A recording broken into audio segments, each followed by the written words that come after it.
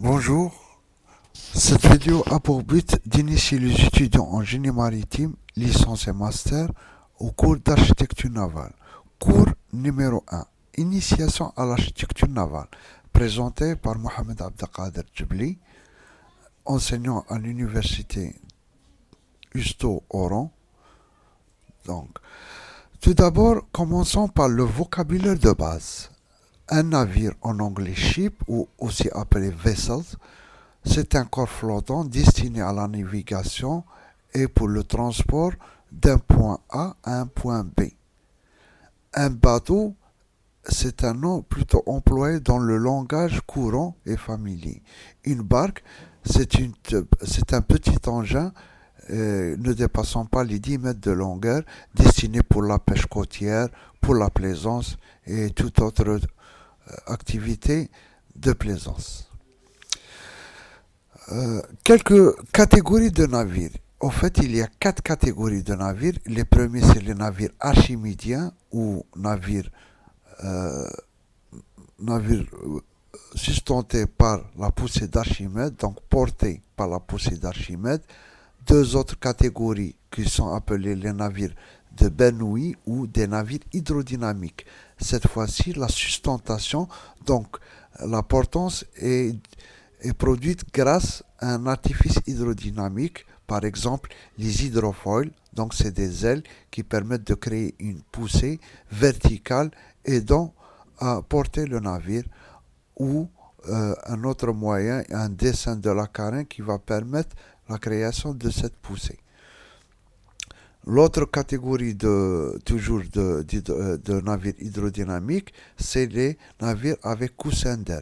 Donc un coussin d'air à haute pression est créé pour porter le navire. L'avantage de ces navires hydrodynamiques est la réduction de la résistance à l'avancement, donc un gain en vitesse et en économie de carburant. Alors qu'ici, on remarque l'échelle des vitesses en nœuds, unité très utilisée en génie maritime. Donc ici, les navires archimédiens, donc à déplacement, aussi appelés des navires à déplacement, parce qu'ils déplacent de l'eau, et ce déplacement d'eau permet de créer la poussée d'Archimède. C'est des navires lents, mais dans d'un pouvoir de portance très grand, c'est-à-dire ils peuvent porter de très grandes charges, comme les pétroliers, les cargos, les porte-conteneurs, etc. Alors que ici, c'est des navires qui ont une petite portance et une grande vitesse. Enfin, la dernière catégorie qui peut utiliser, bien sûr, c'est les navires complètement immergés. Par exemple, les sous-marins ou les bathyscaphes. Ils ont une vitesse relativement petite, donc dans l'ordre de grandeur du 20 nœuds maximum, mais qui permettent des opérations autres. Quelques types de navires répandus. En premier, vous voyez dans cette photo un pétrolier, ou appelé aussi tanker, ça vient de l'anglais, donc avec un bulbe d'étrave qui permet de réduire la résistance à l'avancement, principalement la résistance due aux vagues générées par le navire. Un pétrolier est conçu, bien sûr, comme le nom l'indique, pour le transport de pétrole et tous ses dérivés. Il a une caractéristique particulière, un pan plat, une forme, un volume très rempli et un pan peint généralement en vert pour réduire la fatigue visuelle de l'équipage.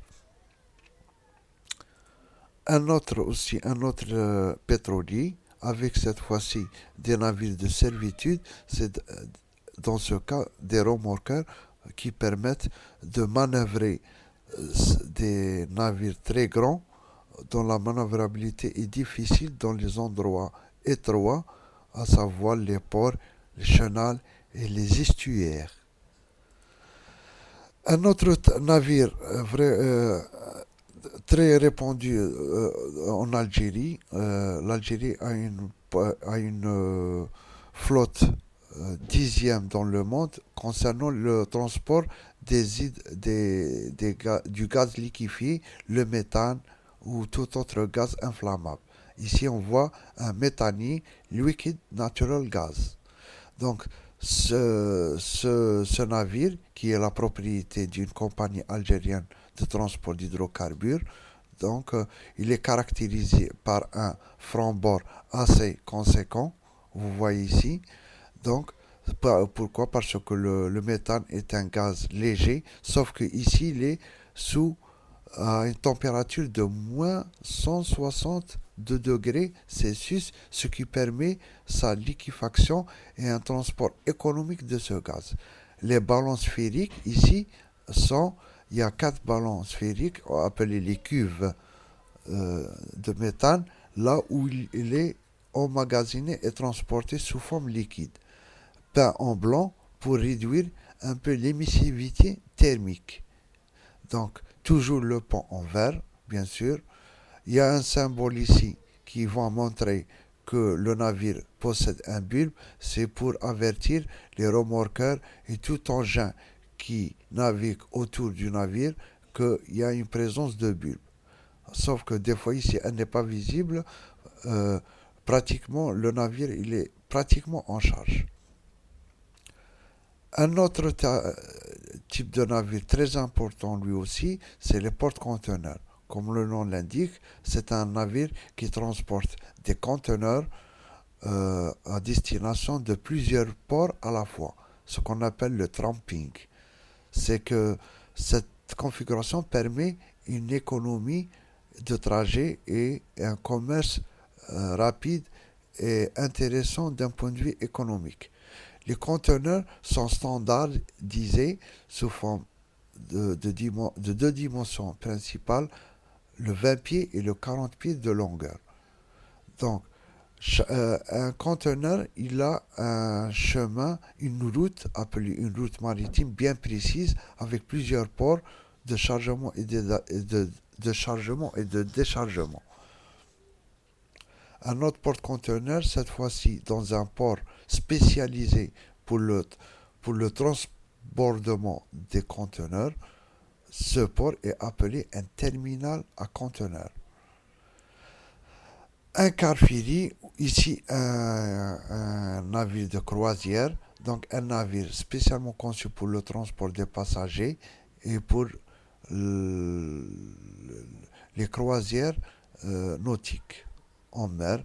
Donc, on remarque que ces types de navires ont un franc-bord très généreux. On dit comme ça, très généreux. Donc, ça permet une grande sécurité de stabilité, on va voir après. Donc, ainsi que la carène, donc la partie immergée qui est sous l'eau, elle est petite vis-à-vis de, de la partie émergée, qui est les œuvres mortes.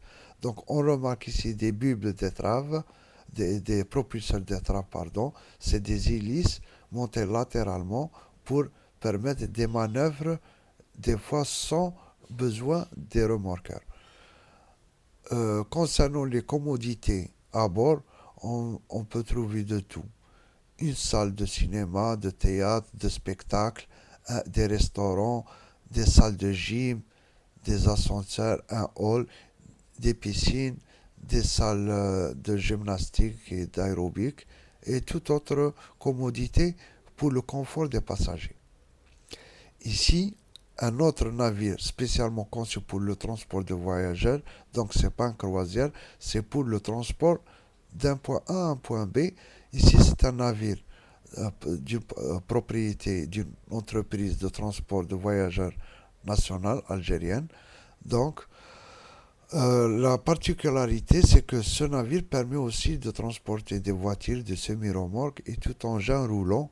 Donc, toujours les symboles de deux propulseurs d'étrave avec le symbole aussi du bulbe. Les voitures, les camions et tout engin peuvent entrer dans le navire grâce à des panneaux amovibles. Ici, la partie avant, elle peut être basculée, donc amovible, appelée rampe de chargement de l'avant et de l'arrière. Ici, on voit un type de navire bon, traditionnel, le Chebec, c'est un voilier. Donc, c'est un voilier appelé Chebec. C'était des navires très répandus au XVIe siècle, XVIIe, XVIe siècle. Et l'Algérie, donc la région d'Alger, ont possédé pas mal de ce type de navire. Donc, un autre navire ici, un navire de servitude, donc de travail. Donc, c'est un dock flottant. Donc, ce dock permet de soulever et de mettre à sec des navires pour pour des raisons de maintenance, de réparation ou de sauvetage. Le navire pénètre dans cette zone. Donc, le dock flottant, il était en immersion. Après, pour la mise à sec, il doit être immergé grâce à des ballasts contenus dans ses murailles et dans ses pontons. Un navire de servitude, déjà vu, le remorqueur, ici en cale sèche. Une cale sèche, c'est un genre de bassin qu'on peut assécher, vider ou remplir suivant les besoins du navire. Donc, on remarque la forme très particulière des remorqueurs et leur robustesse, parce que c'est des navires conçus pour la traction, la poussée, etc. Un autre type de remorqueur, mais cette fois-ci spécialement conçu pour la lutte contre l'incendie en mer. Donc, un navire de servitude, un chalutier, reconnu principalement par les panneaux de chalutage et les panneaux de divergence du chalut. Un autre type de navire, un sardinier, conçu pour la pêche à la sardine et tout poisson bleu. On remarque le, le matchage avec le power block et une timonerie pratiquement vers l'avant pour avoir un espace de travail assez conséquent. Un navire militaire, dans la catégorie des navires hydrodynamiques, on voit qu'ici le navire il est sustenté grâce à des ailerons qui sont sous l'eau et qui permettent de créer la portance qui permet de dégager le navire complètement de l'eau et de réduire considérablement la résistance à l'avancement et un gain en vitesse très appréciable pour des raisons tactiques et de manœuvrabilité. Un navire de loisirs de construction algérienne, donc de plaisance avec toutes les commodités et pour la pêche, pour la plaisance. Ce type de navire dont le moteur est de l'extérieur au navire, on appelle des hors-bords. Merci.